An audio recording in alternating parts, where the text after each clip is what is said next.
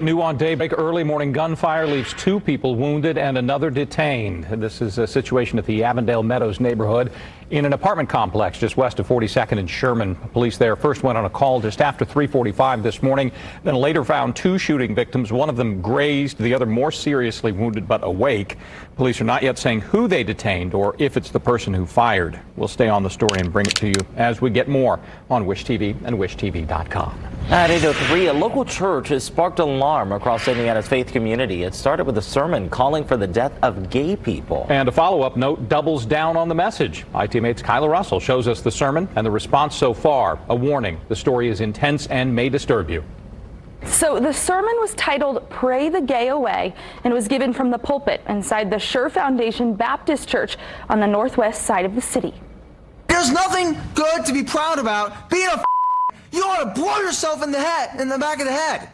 You're so disgusting. That's Stephen Falco. He's inside the Fundamental Baptist Church and is speaking during men's preaching night. The event was live streamed on their Facebook. Got a bunch of that want to come around, walk on our streets and demand our children, and we should look them in the eye and say, no, you're not going to have our children. Falco continues to call for the death of the queer community. And following the sermon, I reached out to the church about his words. They told me that Falco is only calling for the death penalty and suicide for the actual sodomites or homosexuals. The Bible teaches that those people are worthy of death.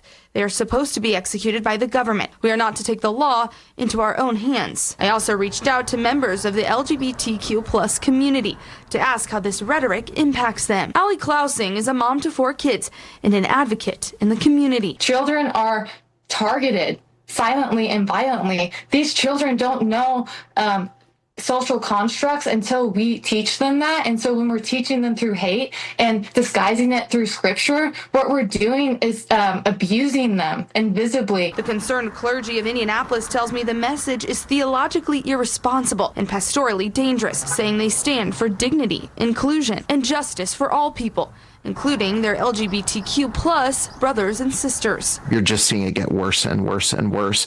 And like I said, I don't know which one's scarier, the people that say it or the people who internalize it and feel that way, but you wouldn't know it, because they don't say it publicly. That's Eric Skwarczynski. He grew up in a fundamental church and now investigates abuse and extremist behavior in churches like this with a Preacher Boys podcast. He says growing up, it was common to hear church members say they would rather their child be dead than gay. But it's just recently that the language is becoming so literal. Christian nationalism in general is on the rise.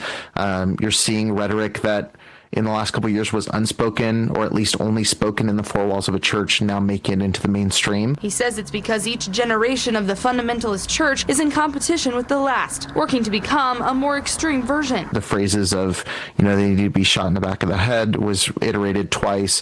Clearly it's something they were hearing from other people within the church that they're now parroting. When this stuff happens, I look at them as I think they're sick. And I think that they need mental health help. I think they're so disconnected from themselves and from love.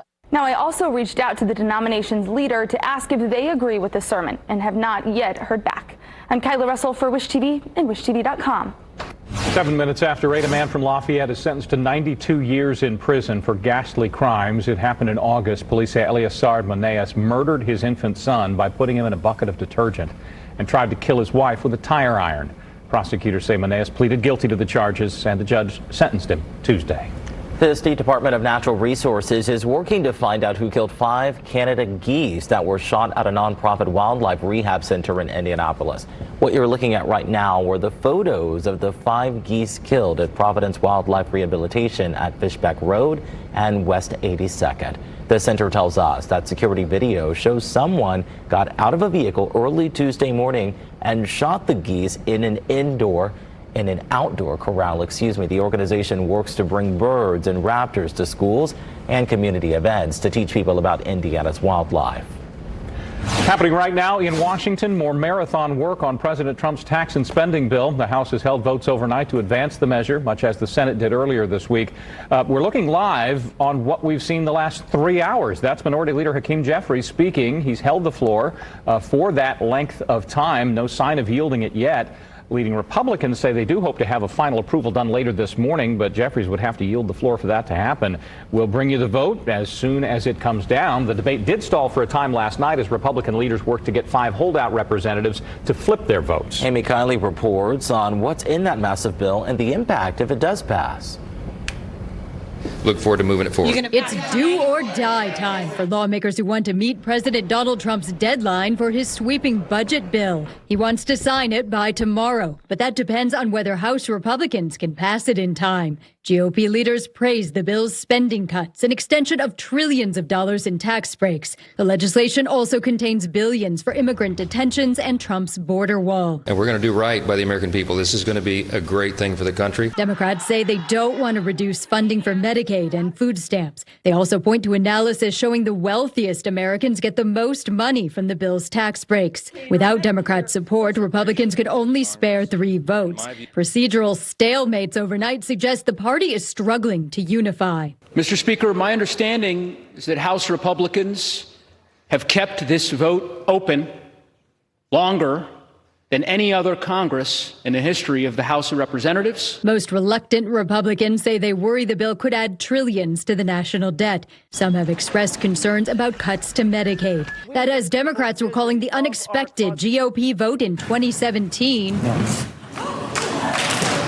that stopped the repeal of the Affordable Care Act. All we need are 4 Republicans to have John McCain level courage and stand up in defense of the health care of the American people. I'm Amy Kiley for Wish TV and WishTV.com.